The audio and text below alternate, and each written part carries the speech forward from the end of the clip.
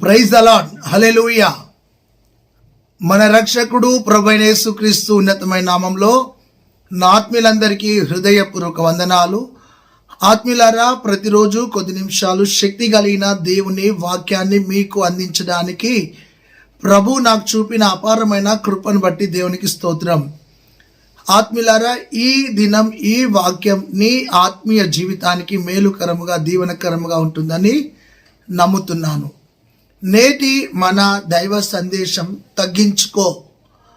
ఆత్మీయులారా, నీవు వర్ధిల్లాలంటే తగ్గించుకోవాలి. నువ్వు దీవించబడాలి అంటే తగ్గించుకోవాలి. నీవు దేవుని కృప పొందుకోవాలి అంటే తగ్గించుకోవాలి. ప్రభువు నీలో కోరేది తగ్గింపు. చాలామంది వాక్యం తెలిసిన వారైనప్పటికీ, ప్రార్థన వీరులైనప్పటికీ, అభిషేకం గలవారైనప్పటికీ, కృపావరములతో ఆత్మఫలములతో అభిషేకించబడిన వారైనప్పటికీ తగ్గింపు అనేది నీలో లేకపోతే పరిశుద్ధాత్ముడు నిన్ను చూచి దుఃఖిస్తాడు. నీ ఆత్మీయ జీవితంలో ఈగో నీలో పెట్టుకొని తగ్గింపు లేని వ్యక్తిగా నువ్వు జీవిస్తే సమాధానంగా బ్రతకలేవు, నెమ్మదిగా జీవించలేవు, అందరితో కలిసి నువ్వు నడవలేవు. నీ ఆత్మీయ జీవితంలో తగ్గింపు చాలా ప్రాముఖ్యమైంది. ఆత్మీయులారా, నాశనమునకు ముందు గర్వము వస్తుంది. తగ్గించుకున్నవాడు దీనుడై వర్ధిల్లుతాడు.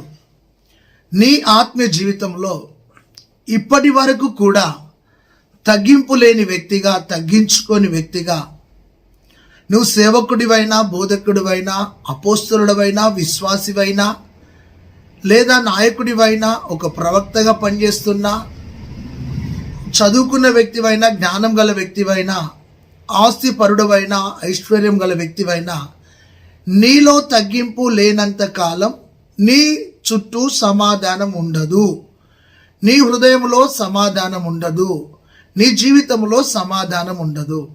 నీవు తగ్గించుకొనడం ప్రారంభిస్తే దేవుడు నిన్ను వర్ధిల్లింపజేస్తూ ఉంటాడు, దీవిస్తూ ఉంటాడు. దేవునికి స్తోత్రం కలుగునుగాక. పరిశుద్ధ గ్రంథములో కొందరు భక్తులు తగ్గించుకొని దీవించబడ్డారు, కొందరు భక్తులు హెచ్చించుకొని కింద పడిపోయారు. ఆత్మీయంగా దేవుని సన్నిధికి ఒక వ్యక్తి వచ్చినప్పుడు తగ్గించుకోవడం నేర్చుకోవాలి. అయితే నిన్ను ఒక ప్రశ్న అడుగుతున్నాను, ప్రియ సహోదరి సహోదరుడా, తగ్గింపు నీలో ఉందా? తగ్గించుకొని బ్రతుకుతున్నావా? నీలో తగ్గింపు లేనంత కాలం దేవుని ఆశీర్వాదం నీవు అనుభవించలేవు. ఆత్మీయంగా నువ్వు ఎప్పుడైతే తగ్గించుకుంటావో ప్రభువు నిన్ను హెచ్చించడం, ఘనపరచడం, దీవించడం, ఆశీర్వదించడం, వర్ధిలింపచేయడం, విశాలపరచబడం ప్రభు నీకు అనుగ్రహిస్తాడు. అయితే పరిశుద్ధ గ్రంథములో నుండి తగ్గించుకోవడం ద్వారా 7 గొప్ప విషయాలు, తగ్గించుకోవడం ద్వారా 7 గొప్ప విషయాలు, గొప్ప కార్యాలు నువ్వు పొందగలుగుతావు. మొదటి మాటగా 2వ దినవృత్తాంతాల గ్రంథం 7వ అధ్యాయము 14వ వచనములో 7:14లో, నా పేరు పెట్టబడిన నా జనులు తమను తాము తగ్గించుకొని తమ దుర్మార్గములను విడిచి తమ పాపములను ఒప్పుకొని ఆయన సన్నిధిలో తగ్గించుకొని ప్రార్థించిన ఎడల నేను వారి పాపములను క్షమించి వారి దేశమును స్వస్థపరుస్తాను. తగ్గించుకోవడంలో ఉన్న గొప్ప ఆత్మీయ దీవెన ఏమిటంటే క్షమాపణ దొరుకుతుంది. రెండోది, నీ పాడైన నీ హృదయానికి స్వస్థత దొరుకుతుంది. ఇశ్రాయేలు ప్రజలు ఎప్పుడైతే తమను తాము దేవుని సన్నిధిలో తగ్గించుకున్నారో వారి పాపములు క్షమించబడ్డాయి, దుర్మార్గపు క్రియలు క్షమించబడ్డాయి. అక్కడే స్వస్థత కూడా దొరికింది. వారు తగ్గించుకోనంత కాలం రోగగ్రస్తులుగా బ్రతికినారు. పాపాలకు క్షమాపణ లేని వ్యక్తులుగా విచ్చలవిడిగా బ్రతికినారు. మన ఆత్మీయ జీవితంలో ఈ వాక్యాన్ని ఆధారం చేసుకొని ప్రభు నీతో మాట్లాడుతున్నాడు. ఏమిటంటే, ఇశ్రాయేలు ప్రజల తగ్గింపులో క్షమాపణ దొరికింది, స్వస్థత దొరికింది. నీ పాపాల నుండి నువ్వు క్షమించబడాలి అంటే, నీ పాపాలు మన్నించబడాలి అంటే దేవుని సన్నిధిలో తగ్గించుకొని నీ స్థితిని ఒప్పుకుంటే క్షమించబడతావు. నువ్వు తగ్గించుకోనంత కాలము నీ పాపాలు క్షమించబడవు. అంతేకాదు, స్వస్థత కూడా దొరకదు నీకు. ఎంతకాలం రోగగ్రస్తురాల వలె బ్రతుకుతావు? నీ రోగము నీలో నుండి పోతలేదు అంటే, నువ్వు మందులు వాడినా, నువ్వు ఎన్ని ప్రయత్నాలు చేసినా నీకున్న రోగం పోతలేదు అంటే, నీకు ఒక మంచి విషయం ఏం తెలుసా? దేవుని ఎదుట తగ్గించుకో, మనుషుల ఎదుట తగ్గించుకో. అప్పుడు నీ షుగరా, నీ బీపీ, నీ థైరాయిడ్, నీ ఆస్మా, నీ యొక్క ఏ రోగమైనా, నీ ఒంట్లో తల నుండి అరిపాదం వరకు ఏ రోగమైనా విడుదల కలుగుతుంది, స్వస్థత కలుగుతుంది. ఒక గొప్ప దైవజనుడు ఇలా అన్నాడు, నాకు శరీరానికి ఒక రోగం వచ్చింది. ఏమి రోగం అయ్యా అంటే, గోకుడు రోగం వచ్చింది. ఆ రోగం ద్వారా భయంకరమైన పరిస్థితి ఎదుర్కొన్నాడు. రాత్రంతా పగలంతా నిద్రపోని పరిస్థితి. ఒక 500 మందికి భోజనం పెట్టాడు, స్వస్థత కాలే. 21 రోజు ఉపవాస ప్రార్థన చేశాడు, స్వస్థత కాలే. 7 రోజులు సంఘాన్ని పిలిచి ప్రార్థన చేశాడు, స్వస్థత కాలే. అంతేకాదు, ఒక 100 మంది విధ్వరాలకు చీరలు ఇచ్చాడు, స్వస్థత రాలేదు. ఆ విధముగా ఎన్నో ప్రయత్నాలు చేస్తున్నాడు, స్వస్థత రాలేదు. ప్రభు ఒకరోజు అతడు ప్రార్థన చేస్తుంటే, నీ ఎదురు ఇంటి ఆ వ్యక్తికి నీకు సమాధానం లేదు కదా, అతని దగ్గరికి పోయి నీవు అతనితో సమాధాన పడు, తగ్గించుకో అంటే, ఈ వ్యక్తి ససేరా ఒప్పుకోలే. పరిశుద్ధాత్ముడు చెప్తుంటే ఒప్పుకోలే. పరిశుద్ధాత్మ దేవుని ధిక్కరించాడు, పరిశుద్ధాత్మ దేవుని త్రోసేశాడు, పరిశుద్ధాత్మ దేవుని మాటను తృణీకరించాడు.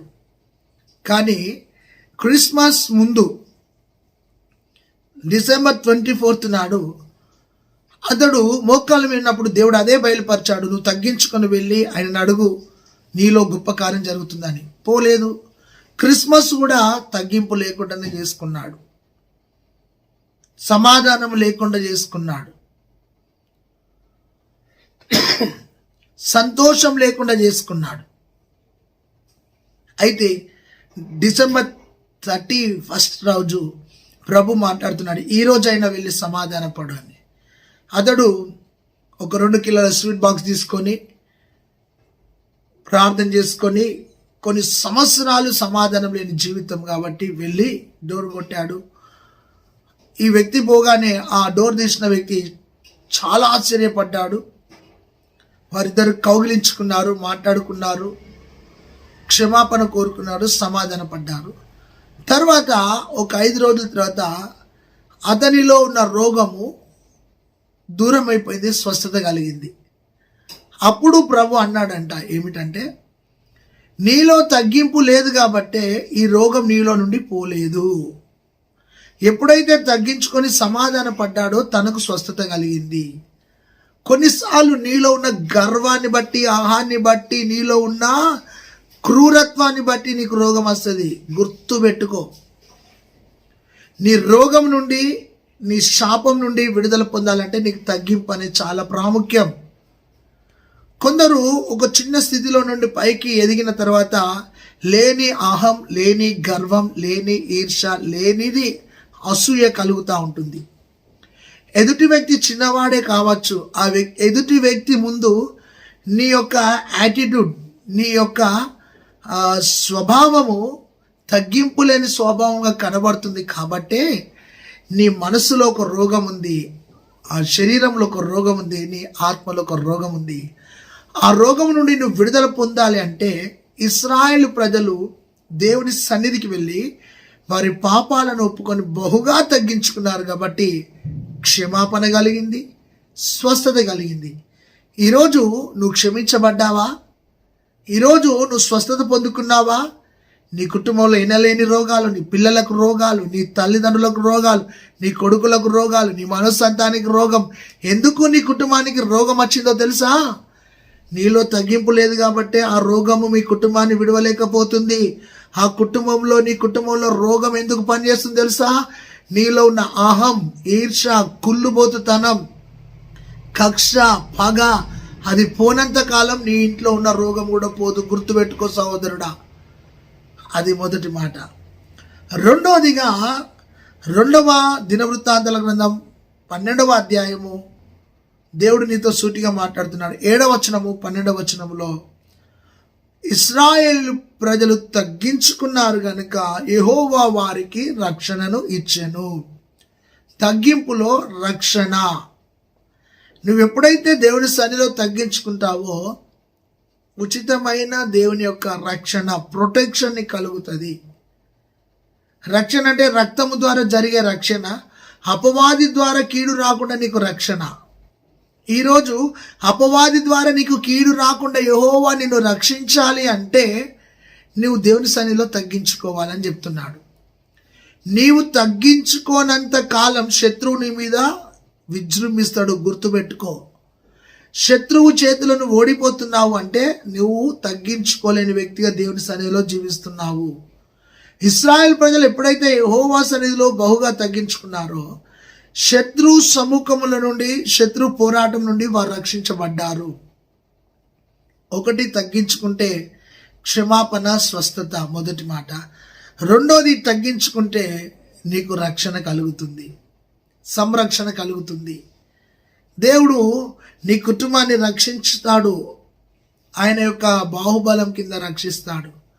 శత్రువు బారిన నిన్ను పడకుండా, శత్రువు చేత నువ్వు ఆయాసం చెందకుండా, శత్రువు పగలో నుండి, శత్రువు బాణములో నుండి, శత్రువు యొక్క పన్నాంగములో నుండి ఆయన నిన్ను విడిపిస్తాడు. నువ్వు ఎప్పుడైతే తగ్గించుకుంటావో ఆయన నిన్ను విడిపిస్తాడు. నీలో తగ్గింపు లేనంత వరకు శత్రువు చేతిలో తుక్కుగా ఓడిపోతావు. ఎందుకు నువ్వు ఓడిపోతున్నావు తెలుసా? నీలో తగ్గింపు అనేది లేదు. దేవుని సన్నిధిలో ఎప్పుడైతే నువ్వు తగ్గించుకుంటావో శత్రువుతో ప్రభు యుద్ధం చేస్తాడు. నీ పగవానితో ప్రభు యుద్ధం చేస్తాడు. నిన్ను ద్వేషించే వారితో ప్రభు యుద్ధం చేస్తాడు. నిన్ను తృణీకరించే వారితో ప్రభు యుద్ధం చేస్తాడు. ఆయన నీ పక్షమున నిలబడి, ఆయన నీతో నిలబడి గొప్ప జయం అనుగ్రహిస్తాడు. ఎప్పుడైతే తగ్గించుకున్నారో వారికి రక్షణ కలిగింది. శత్రువు చెరలో నుండి, బంధకములో నుండి, ఉచ్చులో నుండి, వాని దాడిలో నుండి, శత్రువు యొక్క పన్నాంగం నుండి ప్రజలకు రక్షణ కలిగింది. దేవుడే ఈరోజు నీతో మాట్లాడుతున్నాడు. శత్రువు చేతిలో పడి కొట్టుమిట్టాడుతున్నావేమో, పగవాని చేతిలో పడి నలిగిపోతున్నావేమో. ఆ పగవాని చేతిలో నుండి, శత్రువు చేతిలో నుండి నువ్వు రక్షణ పొందాలంటే, రక్షించబడాలి అంటే, తప్పించబడాలంటే, కాపాడబడాలి అంటే నువ్వు చేయవలసింది దేవుని సన్నిధిలో తగ్గించుకోవడం నేర్చుకో. నువ్వు తగ్గించుకోకుంటే నీ రోగం పోదు. నువ్వు తగ్గించుకోకుంటే నీకు స్వస్థత కలగదు. నువ్వు తగ్గించుకోకుంటే నీ ఆత్మ జీవితంలో వర్ధిల్లలేవు. నేను అనేది చావాలి. నీకున్న అధిక తెలివి చావాలి. నీకున్న అందం అనే అహం చావాలి. నాకున్న చదువు అనేది చావాలి. నాకు తిరుగులేదు అనేది చావాలి. నా కులం అనేది చావాలి. నా తెలివి అనేది చావాలి. వాటిని నువ్వు బిల్డప్ చేసుకున్నంత కాలం నువ్వు బిల్డప్ కావు, నువ్వు వర్ధిల్లలేవు. రెండవది, తగ్గించుకోవడంలో రక్షణ, భద్రత దేవుడు నీకు అనుగ్రహిస్తాడు. మూడవది ఆత్మీయులారా, 2వ దినవృత్తాంతాల గ్రంథం 32వ అధ్యాయం 27వ వచనం, 32వ అధ్యాయం 27వ వచనంలో హిజ్కియా తగ్గించుకోవడం ద్వారా తనలో ప్రారంభం బాగానే ఉంది కానీ మధ్యలో కొంచెం గర్వం వచ్చింది. ధనం చూస్తే గర్వం వస్తుంది, అందాన్ని బట్టి గర్వం వస్తుంది, చదువును బట్టి గర్వం వస్తుంది, నీకున్న బ్యాంక్ బ్యాలెన్స్ని బట్టి గర్వం వస్తుంది, కులం గొప్ప అన్న గర్వం వస్తుంది, నాకేం తక్కువలే అన్న ఒక అహం అనే గర్వం వస్తుంది. గర్వం ద్వారా నెబుకద్నెజరుకు దేవుడు గడ్డి తినిపించినాడు. ఒకవేళ గర్వం నీలో పనిచేస్తుందంటే పతనం నీకు ప్రారంభమవుతుంది అని అర్థం. నీలో ఉన్న గర్వం తొలగిపోవాలని ప్రభు నీతో మాట్లాడుతున్నాడు. హిజ్కియా గర్వించి చెడిపోయాడు. ఆత్మీయులారా, ఎప్పుడైతే ఆ గర్వములు నుండి పడిపోయాడో, ఆ గర్వం తనను పతనం చేసిందో, గర్వం తనను దేవుని యొద్ద నుండి దూరపరిచింది. అయితే ఉజ్జియా కూడా గర్వించినాడు. అయితే హిజ్కియా గర్వించి తర్వాత ఫెయిల్యూర్ అయ్యాడు, చాలా దుర్మార్గుడు అయిపోయాడు, అన్నిటిని కోల్పోయాడు. అయితే హిజ్కియా బహుగా తగ్గించుకోవడం ద్వారా అతనికి ఘనత కలిగింది, అతనికి ఐశ్వర్యం కలిగింది, అతని వెండి బంగారము, అంతేకాదు అతడు ఉన్నతంగా దీవించబడ్డాడు. ఆత్మీయులారా, ఈ హిజ్కియా ఎప్పుడైతే దేవుని సన్నిధిలో తగ్గించుకున్నాడో తన రాజ్యము ఆశీర్వదించబడ్డది. Praise the Lord. తగ్గించుకోవడంలో ఆశీర్వాదం దాచబడి ఉంటుంది. ఆశీర్వాదం నీకు రావాలి అంటే నువ్వు ఆశీర్వాదానికి దారురాలుగా బ్రతకాలి అంటే నీలో కావాల్సింది తగ్గింపు. తగ్గింపు నీలో లేనంత కాలం నీవు ఆశీర్వదించబడలేవు. నీ ఆశీర్వాదానికి ఒక అడ్డు ఏంటంటే తగ్గింపు లేని నీ తనము, నీ మూర్ఖత్వము.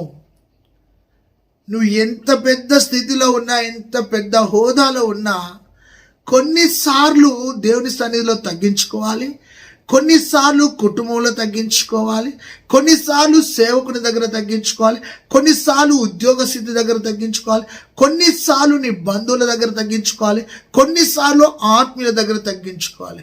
తగ్గించుకుంటున్నావు అంటే చేతగాని వ్యక్తివి కాదు అని కాదు.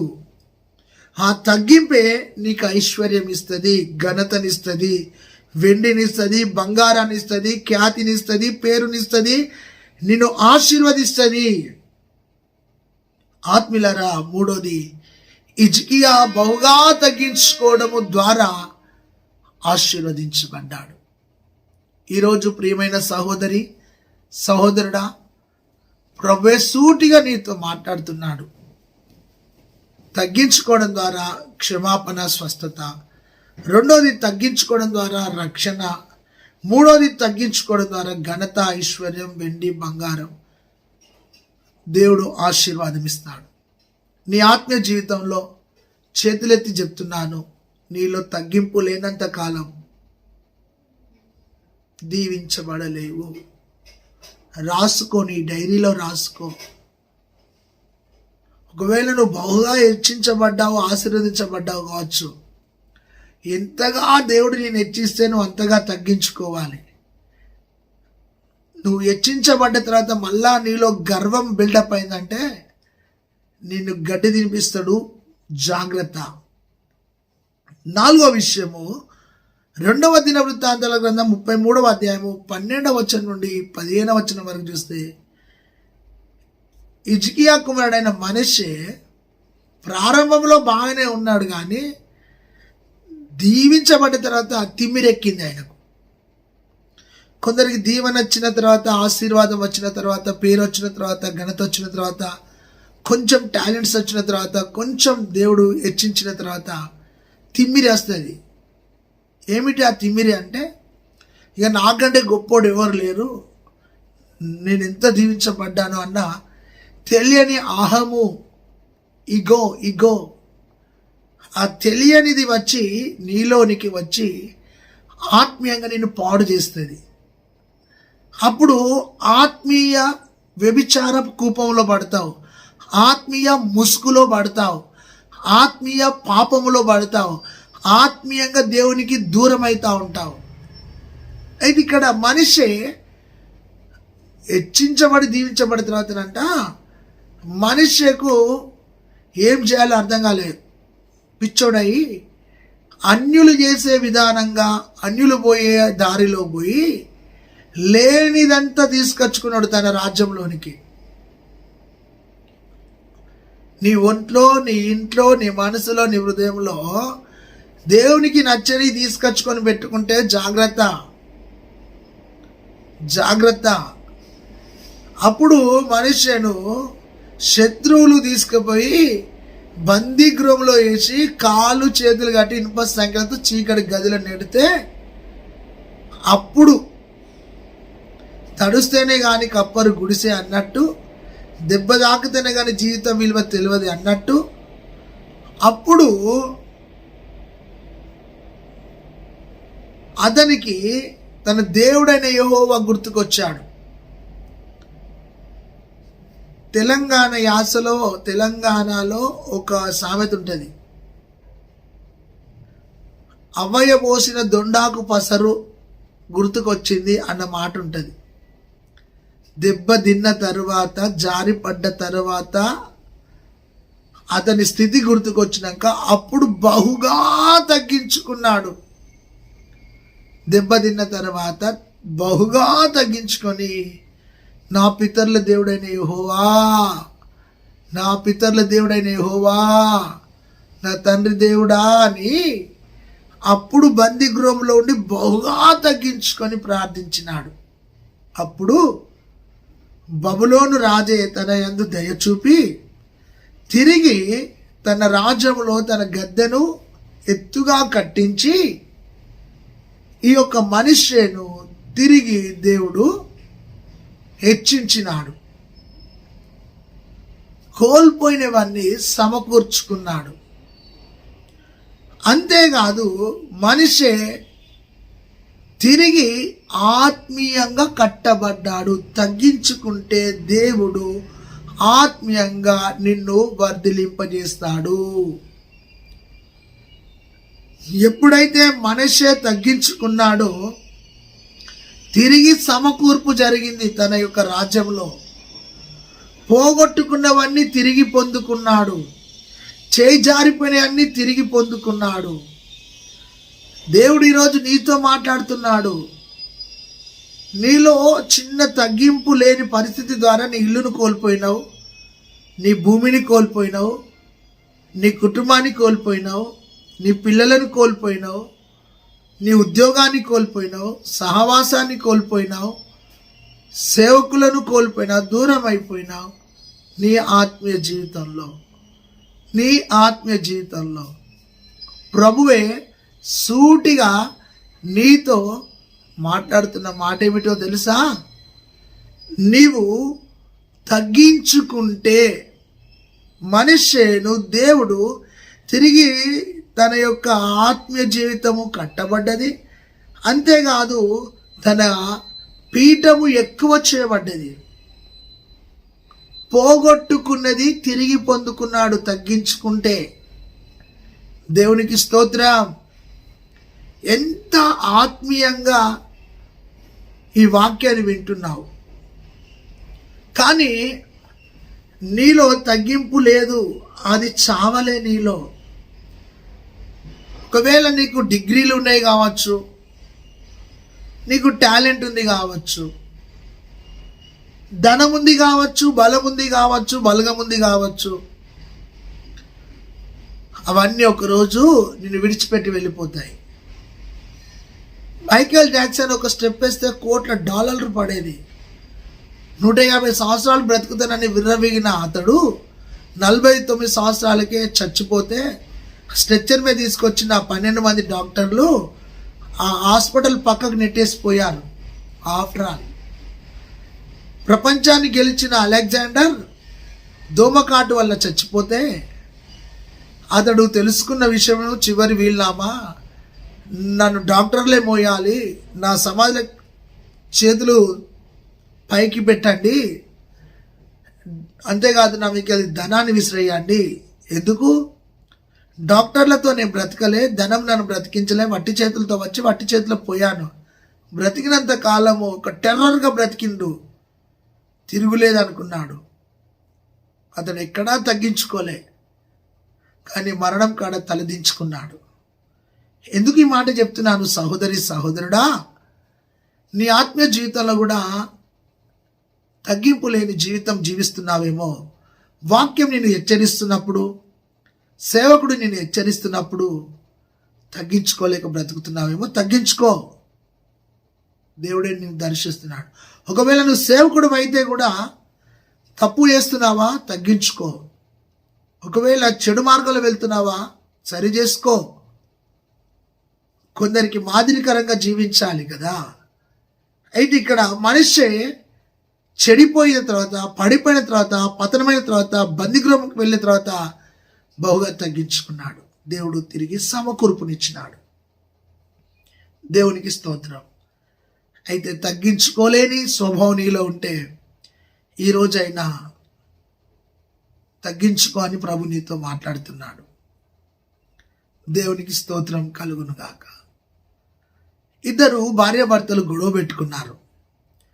గ్రామ పెద్దలు వచ్చి కాంప్రమైజ్ చేశారు, కలిసి బ్రతకండి, పిల్లలు ఉన్నారని. సరే అనుకున్నారు, ఇద్దరు మాట్లాడుకున్నారు, కాంప్రమైజ్ కోసం వచ్చారు.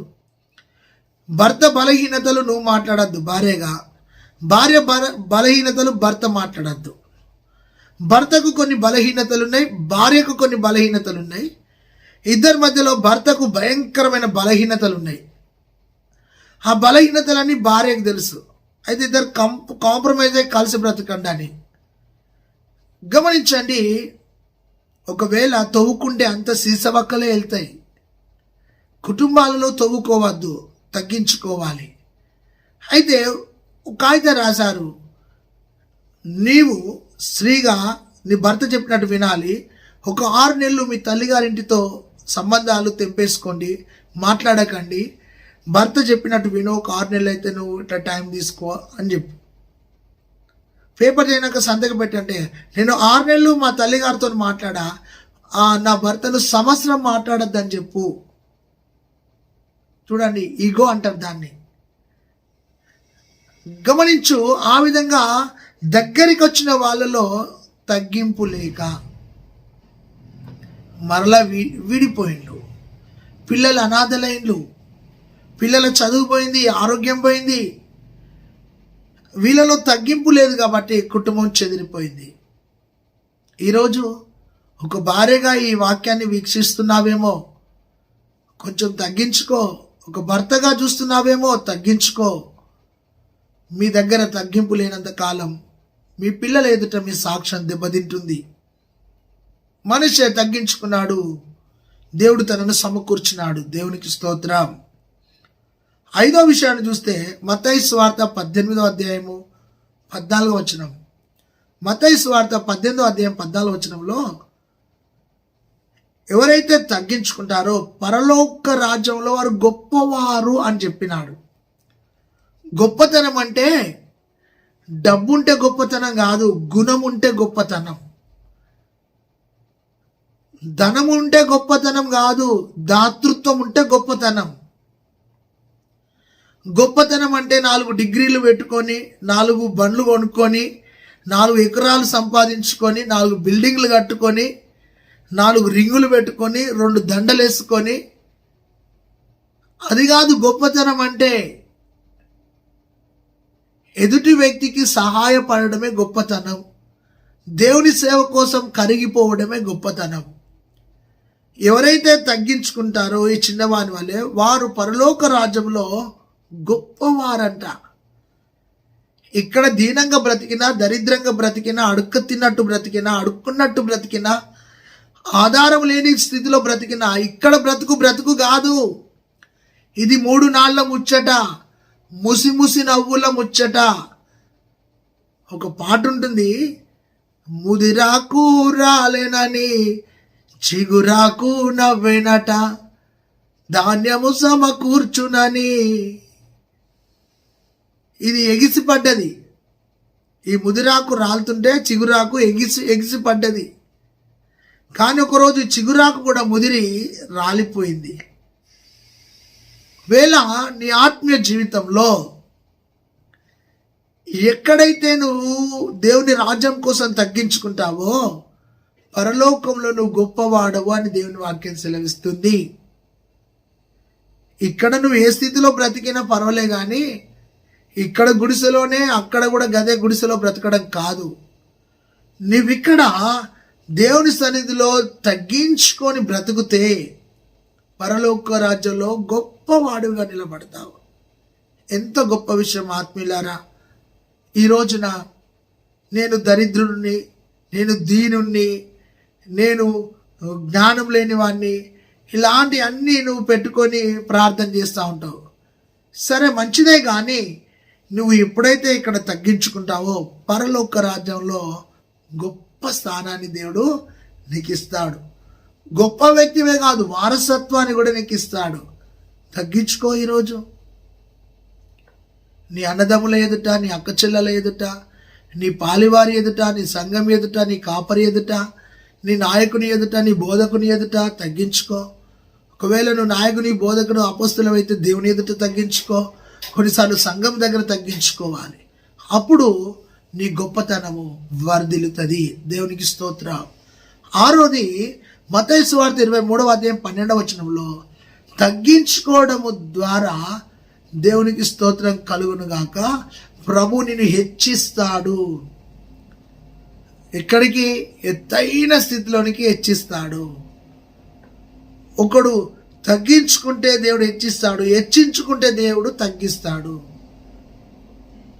గమనించండి, ఓ సుంకరి వచ్చాడు, పరిసేడు వచ్చాడు, ఇద్దరు సంఘానికి వచ్చారు, ఇద్దరు మోకరించారు, ఇద్దరు ప్రార్థన చేస్తున్నారు. ఈ పరిసేడు వారానికి 2 రోజులు ఉపవాసం ఉంటున్నాను, పూదినలో జీలకర్రలో నేను దేవునికి దశభాగం ఇస్తున్నానని సెల్ఫ్ కొట్టుకుంటా ఉంటారు సంఘానికి వచ్చి. నేను నేను నేను నేను నేను అనేది చావాలి. కొందరు సేవకులు కూడా నేను ప్రార్థన చేస్తే నువ్వు బాగుపడ్డావు, నేను ప్రార్థన చేస్తే నువ్వు మంచిగా అయినావు. కొందరు సేవకులలో కూడా ఆ తత్వం ఉంటుంది, విశ్వాసులలో ఈ తత్వం ఉంటుంది.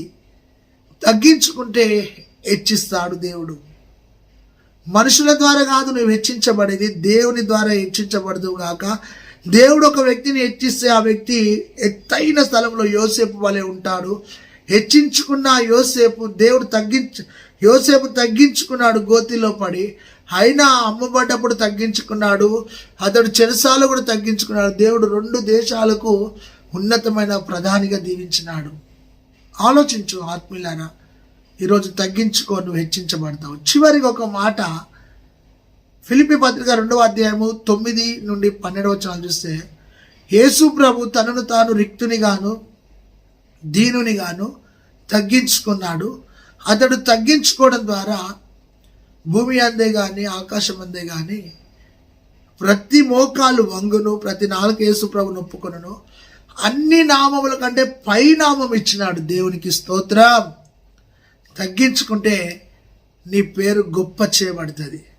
యేసు ప్రభు తనను తాను తగ్గించుకున్నాడు, సిలువ మ్రానుపై తగ్గించుకున్నాడు, ఫిలాతు హేరోదు దగ్గర తగ్గించుకున్నాడు, కొరడాలతో కొట్టుతున్నప్పుడు కూడా తగ్గించుకున్నాడు, శిష్యులు తనను అమ్ముతున్నప్పుడు కూడా తను తగ్గింపే ఉన్నది. ఆ తగ్గింపు యేసుక్రీస్తు దీనునిగా రిక్తునిగా తగ్గించుకొని భూమి మీదకి వచ్చాడు. ఆయనను దేవుడు అన్ని నామముల కంటే పై నామంగా హెచ్చించినాడు. దేవునికి స్తోత్రం కలుగును గాక. యేసు ప్రభు మనకు రోల్ మోడల్.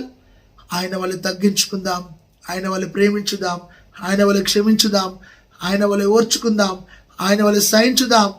మరి ముఖ్యంగా ఆయనను పోలి నడుచుకుందాం. ఆయనలో ఉన్న గొప్పతనం తగ్గింపు. ఆ తగ్గింపు నీ కుటుంబంలో, నీలో, నీ జీవితంలో ప్రభు అనుగ్రహించును గాక. ఆమేన్. తండ్రి, ఈ వాక్యాన్ని కని ఫలింపజేసి నీ నామాన్ని గణపరచుకోమని యేసు నామంలో ప్రార్థించి పొందినాం తండ్రి. ఆమేన్. God bless you. Praise the Lord. దేవుడు నిన్ను, నీ కుటుంబాన్ని దీవించును గాక. ఈ వాక్యం నీకు నచ్చితే ఇతరులకు షేర్ చేయండి, చక్కటి కామెంట్ పెట్టండి, ఈ యూట్యూబ్ ఛానల్ సబ్స్క్రైబ్ చేసుకోండి. అంతేకాదు ఈ వాక్యం ద్వారా ఆశీర్వదించబడాలని కోరుతున్నాను. May God bless you. Amen.